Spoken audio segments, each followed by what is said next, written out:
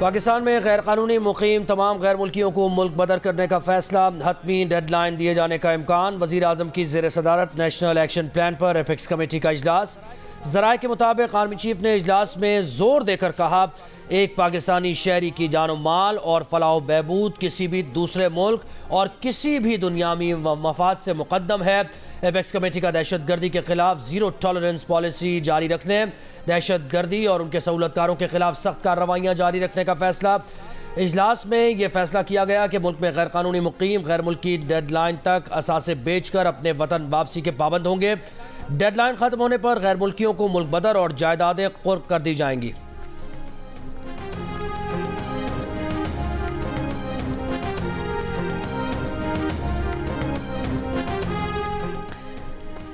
Martial law लगते हैं तो आप लोग हथियार फेंक देते हैं। यहाँ कई तस्वीर लगी हैं, फिर हम हल्फ भी भूल जाते हैं। पार्लियामेंट जब कानून बनाती है तो आप आ जाते हैं। चीफ जस्टिस पाकिस्तान काजी फायज ईसा का दरख्वास्त गुजार के वकील हसन इरफान से मुकालमा। Supreme Court practice and procedure act के खिलाफ दरखास्तों की फुल कोर्ट समाअत। चीफ जस्टिस ने कहा, सुप्रीम कोर्ट ने कितनी मरतबा मार्शल लॉ को सपोर्ट किया, क्या आप अगले मार्शल लॉ का हमसे दरवाज़ा खुलवाना चाहते हैं? दुनिया में हर कानून में अपील का हक है, आपको इस कानून से क्या तकलीफ पहुंच रही है? सुप्रीम कोर्ट का आर्टिकल 184(3) का इख्तियार गैर मामूली है, ये किसी और मुल्क में नहीं। अगर सुप्रीम कोर्ट को गैर मामूली इख्तियार दिया जा सकता है तो क्या वापस नहीं हो सकता? पहले भी पार्लियामेंट ने सुप्रीम कोर्ट को इख्तियार दिया है, अब इसे बदल रहे हैं तो क्या मसला है? क्या ज़्यादा दिमाग मिलकर सोचे तो बेहतर होगा या एक चीफ जस्टिस फैसला करे तो बेहतर होगा? मौजूदा एक्ट से चीफ जस्टिस के इख्तियारात कैसे कम हो रहे हैं, ये समझाएं।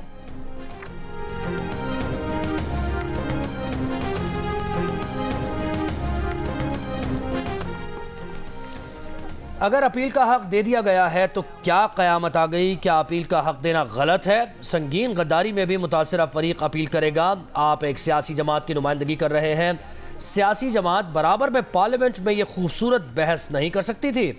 चीफ जस्टिस ऑफ पाकिस्तान का पीटीआई के वकील से सवाल, कहा पीटीआई ने अपना मौक़िफ़ पार्लियामान में क्यों नहीं उठाया? पीटीआई के वकील ने कहा कि तहरीक इंसाफ के हर इक़दाम के जिम्मेदार नहीं। चीफ जस्टिस ने पूछा, पीटीआई को बतौर सियासी जमात एक्ट से फ़ायदा हो रहा है या नुकसान?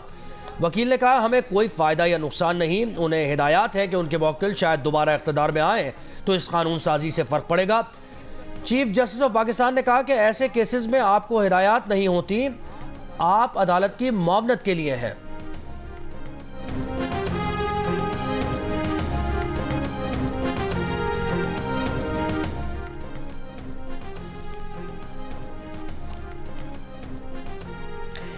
बुनियादी सवाल ये नहीं कि अपील फराहम की जा सकती है या नहीं, बुनियादी सवाल ये है कि इसका तरीक़ाकार क्या हो।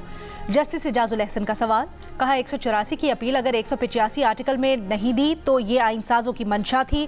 अगर अब ये अपील फराहम करनी है तो इसके लिए आइनी तरमीम करना होगी। चीफ जस्टिस ने कहा, आप बार बार तरमीम का कह रहे हैं। सुप्रीम कोर्ट ने जफ़र अली शाह केस में फ़र्द वाहिद को इख्तियार दे दिया, क्या वो ठीक था? नुसरत भुट्टो जफ़र अली शाह केस में सुप्रीम कोर्ट ने कह दिया कि खुलकर आइन से खिलवाड़ करो। पार्लियामान की इज्जत करनी चाहिए। फ़र्द वाहिद ने इस मुल्क को तबाह किया। हमारी तारीख को मद्देनज़र रखें। पार्लियामान को अटैक कर दिया कि ये कानून शख्सी फ़ायदे के लिए है। चीफ जस्टिस के फ़ायदे को छोड़ दें, ये बताएं क्या कानून अवाम के लिए फ़ायदेमंद है? नवाज शरीफ इस्तकबाल के बाद हिफाजती जमानत के लिए अदालत में सरेंडर करेंगे। केस के हक़ाइक़ की वजह से उन्हें अदालती रिलीफ मिलेगा। सदर नून लीग पंजाब राना सनाउल्लाह ने कहा कि नवाज शरीफ खलाई मखलूक के इशारे पर नहीं आ रहे, न डील से गए थे न डील से आ रहे हैं। नवाज शरीफ को मखसूस हालात पैदा करके बैरून मुल्क निकाला और धकेला गया था। शादरा जलसे की वजह से यह नहीं कहा जा सकता कि नून लीग की लाहौर पर गिरफ्त कमज़ोर हो गई है।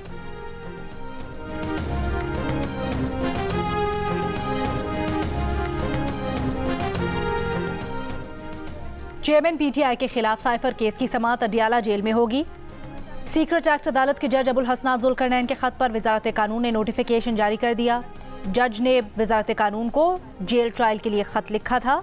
साइफर केस में चेयरमैन तहरीक इंसाफ की पेशी के लिए अदालत ने गुज़श्ता रोज सुपरिटेंडेंट अडियाला जेल को नोटिस जारी किया था।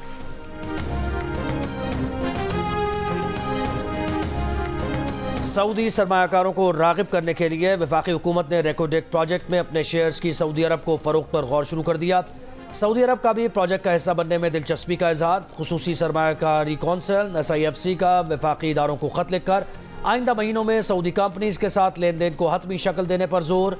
नुमाइंदा दी न्यूज़ उमर चीमा की रिपोर्ट के मुताबिक SIFC के एक अहदेदार ने बताया कि पाकिस्तान चाहता है कि मादनियात की तलाश के लिए सऊदी अरब के पास रेकोडेक में अलहदा ब्लॉक हो, लेकिन सऊदी अरब की दिलचस्पी मौजूदा प्रोजेक्ट में सरमायाकारी में है।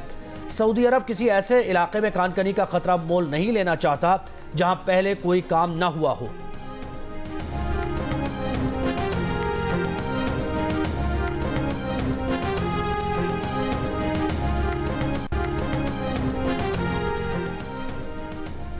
शरंगेजी फैलाने वाले अनासिर की फाइनेंसिंग रोकी जाएगी, आहनी हाथों से निपटा जाएगा। निगरां वज़ीर आला पंजाब मोहसिन नकवी का सूबे में अमन व अमान से मुतल्लिक इजलास में फैसला। कहा किसी ग्रोह और जत्थे को अमन तबाह करने की इजाज़त नहीं देंगे। सहूलतकारों के खिलाफ घेरा तंग किया जाएगा। इजलास में कुंडल चेक पोस्ट पर दहशतगर्दों का हमला नाकाम बनाने वाले अहलकारों को खिराज तहसीन पेश किया गया।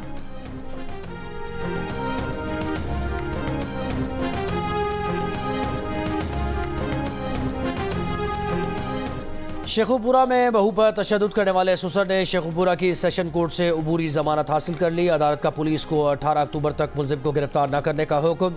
बहू का ससुर की हिमायत में बयान सामने आ गया। का ससुर से बदतमीजी की तो उन्होंने मारा। हमारा घरेलू मसला था, सुलह हो गई है, अब कानूनी कार्रवाई नहीं करनी। तशद्दुद की शिकार खातून का शौहर रोजगार के लिए साउथ अफ्रीका में है। पुलिस के मुताबिक मुलजिम के दूसरे बेटे आबिद ने तशद्दुद की वीडियो बनाकर अपने रिश्तेदारों को भेजी थी, जो इस वक्त पुलिस की हिरासत में है। लाहौर पंजू गांव के इलाके में 4 कमसिन बच्चों के अगवा का मामला सुलझ गया। बच्चों के कत्ल में सफ़ाक बाप खुद मुलव्विस निकला। पुलिस ने गिरफ्तार कर लिया। पुलिस के मुताबिक मुलजिम ने बीवी से झगड़े के बाद चारों बच्चों को कत्ल किया, नहर में फेंका और खुद ही बच्चों के अगवा का मुकदमा दर्ज करवाया। रेस्क्यू अमले की नहर में बच्चों की लाशों की तलाश जारी।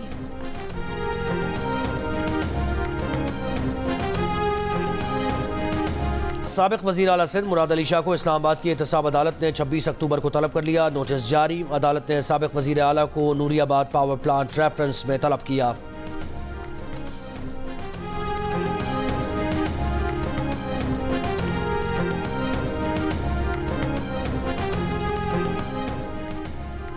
आलमी बैंक ने पाकिस्तान में गुर्बत मिटाने के लिए बेनज़ीर इनकम सपोर्ट प्रोग्राम का बजट नाकाफ़ी करार दे दिया। प्रोग्राम का बजट बढ़ाने की तजवीज़। आलमी बैंक के मुताबिक रवा माली साल आवाम को महंगाई में बड़ा रिलीफ नहीं मिल सकता। इस साल महंगाई बढ़ने की शरह 29% से ज़ायद रही। 2024 में महंगाई बढ़ने की शरह 26.5% रहने का इम्कान है। आलमी बैंक का अखराजात में कमी, तनख्वाह और पेंशन स्ट्रक्चर में इस्लाहात, टैक्सेस में छूट कम करने, रेवेन्यू बढ़ाने और मुख्तलिफ शोबों पर रिजर्व टैक्स महदूद करने पर जोर।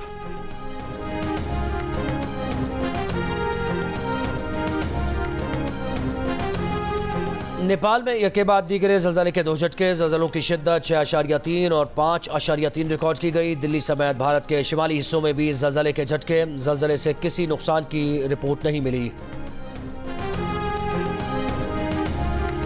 और ICC वार्म अप मैच में ऑस्ट्रेलिया की पाकिस्तान के खिलाफ बैटिंग जारी। मैच में शादाब खान पाकिस्तान टीम की क़यादत कर रहे हैं।